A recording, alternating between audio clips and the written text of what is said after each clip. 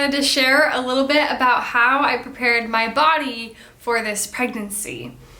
Oftentimes people recommend that you prepare 3 to 6 months in advance before you try to start conceiving. I prepared a little sooner than that, about 4 years ago, but that wasn't because I was like thinking in 4 years I want to get pregnant. It was just like that's when I started this healthier journey. And it's a journey. So that's why I wanted to start with that, because as much as yes, you can do certain things in 3 and 6 months before you start trying. I mean, of course we want a healthy baby and a healthy pregnancy, but we also want ourselves just to be healthy and feel our best for as long as possible. So these changes, we really want them to be lasting changes. And what worked for me to make a lasting change was to have it be gradual. And so I think it's really hard for a lot of people to just be like, no more of this, never again. And that's not very sustainable. So I wanted to give you a few tips on what I've done in my journey. And it's not to overwhelm you that you need to do all these things before you start trying to get pregnant. It's just to set your mindset on these are longer goals, and all that matters is that you start the journey. So even if you can't make a lot of these changes before you get pregnant, you can start implementing them now and gradually do some while you're pregnant, and then even more when your baby's born. It's okay. Creating a new healthy habit takes effort at first. You have to think about it. It's conscious. And then finally it becomes unconscious. And for example, when I wanted to stop drinking soda, I would have to consciously choose water instead of ordering a soda at a restaurant. And I had to think about it, and it actually is like hard. And then eventually you don't think about it anymore. And I don't know how long that took, but it was gradual. And then now I'm at this place where I prefer my water. It's not like I'm making a sacrifice. I prefer the healthier option. It makes me feel better. Now Coke tastes way too sweet to me and I can't even handle it. But I do also still have balance in my life where I do have a soda maybe 3 times a year on a really hot summer day at the beach or something, or maybe at the movies. It's a treat, but it's very different when you have something 3 times a year. It's not even a weekly thing, a monthly thing. It's a so infrequent thing, but it's not that I can never ever have it again. And so that's how I think is the best way to have lasting changes, is when you can be human about it and do what works for you. So how I prepared my body for pregnancy, I started with food. Food is the most important foundation of a healthier lifestyle, and I really focused on incorporating more whole foods and organic foods. And this was also a gradual process of just financially budgeting for healthier options. So many people think that it's unaffordable, but in reality it's where you prioritize your money. And so I have been able to make adjustments in my lifestyle and in my budget so that we can afford, I think now we do about 70% organic. So it doesn't have to be 100% or 0%. Like, gradually increase, and that will be super helpful. When I first started, I focused on the Dirty Dozen fruits and vegetables, buying those ones organic.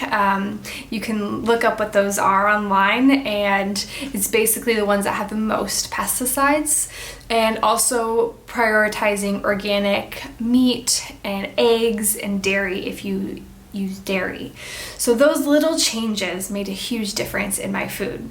Another big factor in me eating healthier was allowing more time. So it takes more time to cook. The healthiest food comes from your kitchen, and I needed to expand my horizons on how I cook my food. I still cook very simply, but more with variety. So however you can prioritize grocery shopping or meal prep, those things help so much.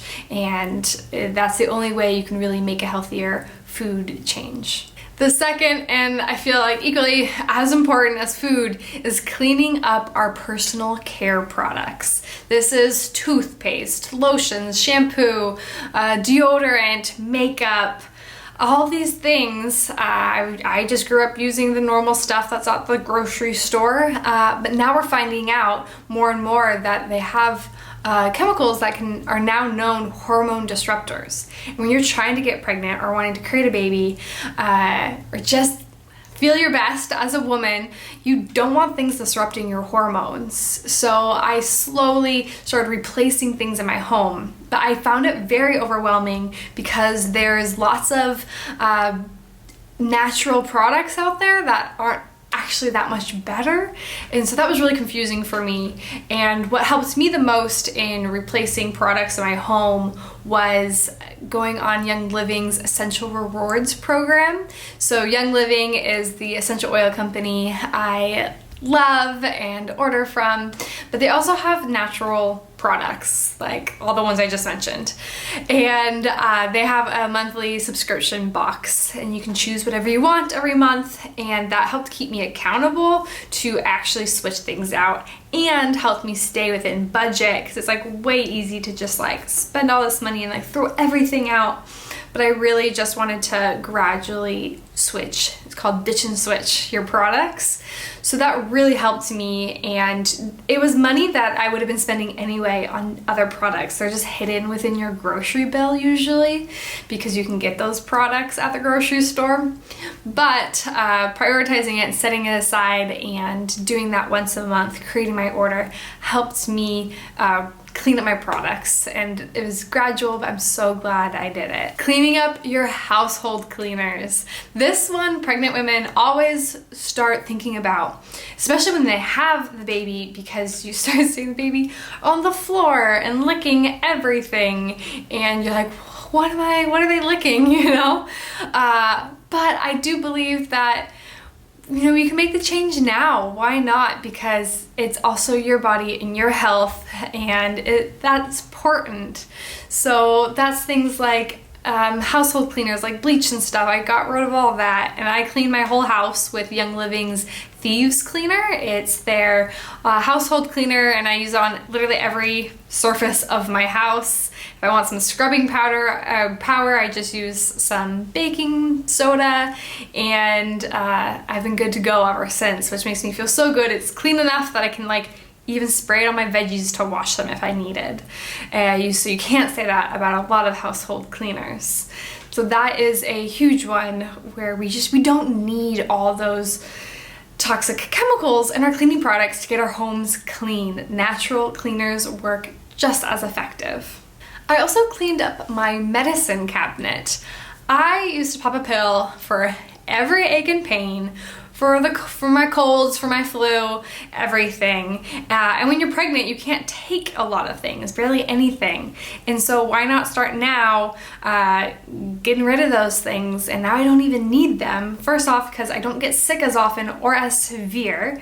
Second off, I don't just suffer when I do get sick anymore. I have my natural medicine cabinet now, and my medicine cabinet has been replaced with basically essential oils now. So I use them for everything, and they've helped me tremendously. Part of not getting sick as often is because I've strengthened my immune system. And before you have a baby, you want your immune system strong. You don't want to be sick during pregnancy. You also don't want to be sick afterwards, and you want this healthy gut flora that is our microbiome that's responsible for a lot of our immune system.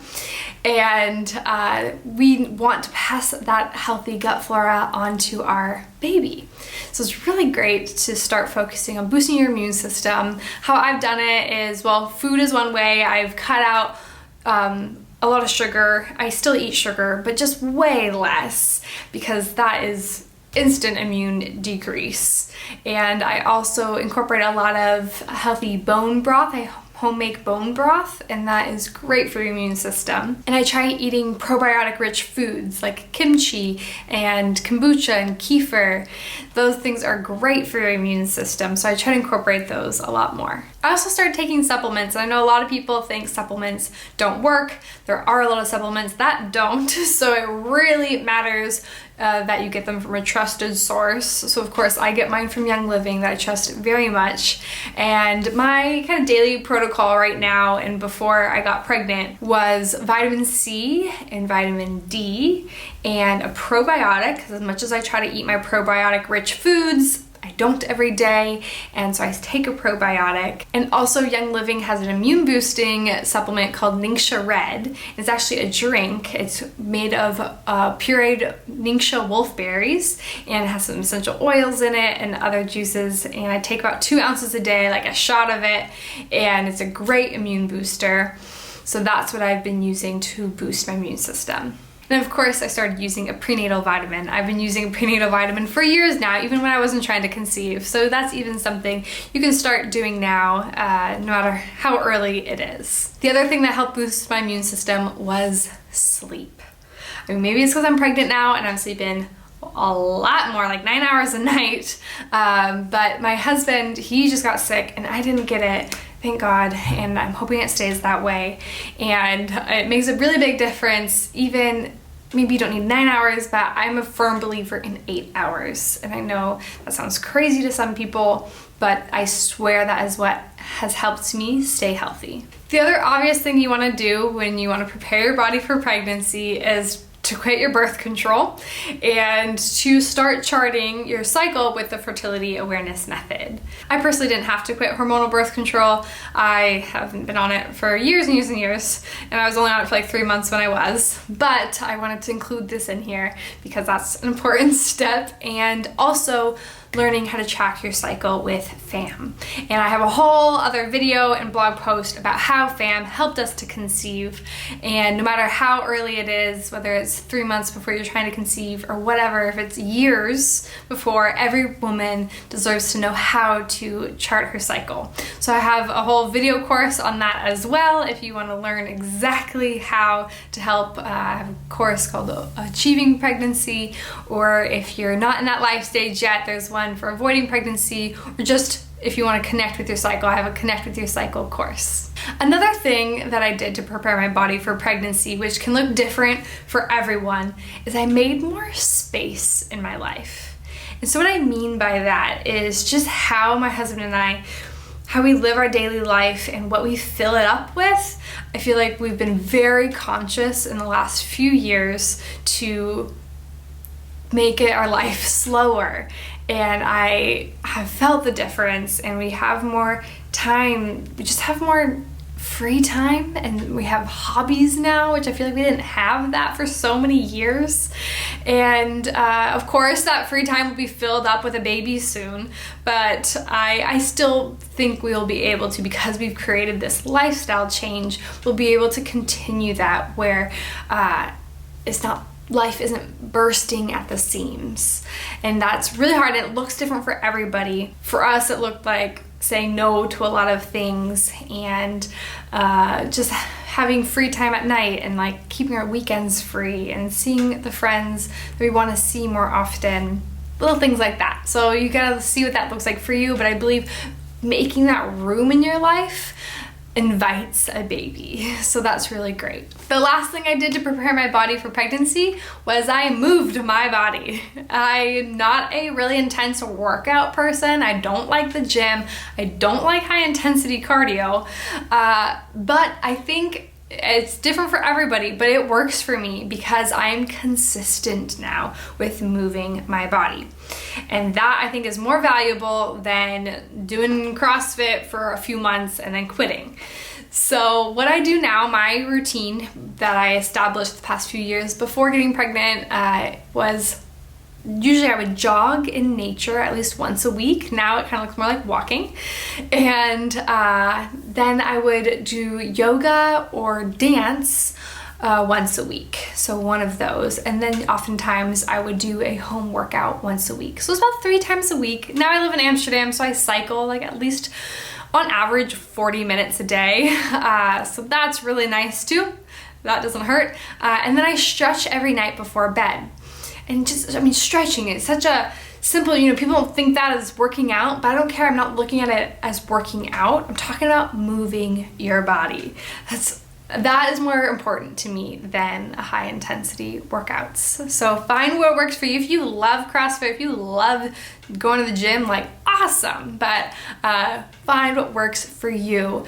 And I'm hoping that now I've created this habit, I've been able to continue it through my pregnancy. Not so much in the first trimester, but that's okay. I was listening to my body and resting.